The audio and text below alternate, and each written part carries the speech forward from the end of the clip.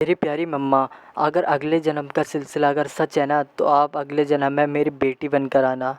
मैं इस जन्म में तो आपको वो सारी खुशियाँ नहीं दे पाया, लेकिन अगले जन्म में वो सारी खुशियाँ आपको देने का प्रयास करूँगा।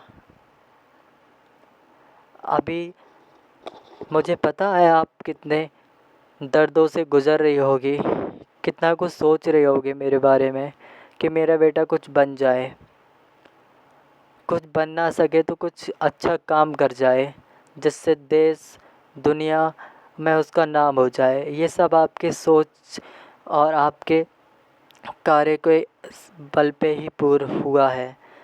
मुझे पता है वो बचपन में आपके बिना बोले ही सब कुछ दिला देना, और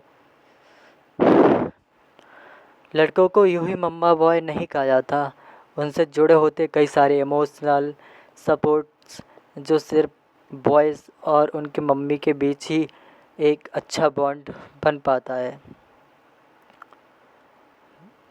अगर एक लड़के को अच्छे संस्कार देने हैं तो वो उसकी मम्मी करती हैं, अगर उसको संस्कार अच्छे नहीं मिले तो वो किसी भी बहन बेटी को ऐसे ही गंदी नज़र से देखता रहेगा, और इसी तरह से अपने समाज में, अपने घर में और अपने गांव में अपना नाम बदनाम करता रहेगा। इसमें सबसे बड़ा महत्वपूर्ण योगदान जिस व्यक्ति का होता है वो होती है माँ।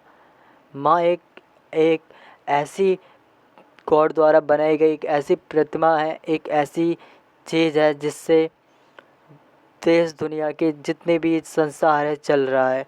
लेकिन उन सबके सपनों को पूरा करने के लिए जो मेहनत और जो जुनून लगता है वो सिर्फ एक सपोर्ट उसके पीछे करती है। एक कामयाब मर्द के पीछे जो हाथ जिसका होता है वो सिर्फ एक माँ होती है।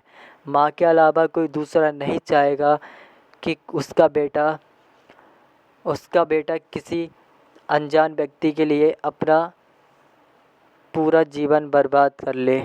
तो माँ के लिए बस दो ही शब्द हैं कि एक बॉयज़ यानी कि एक लड़का माँ की अपनी बेटी को उसमें अपनी माँ देखता है कि हाँ ये मेरी बेटी है।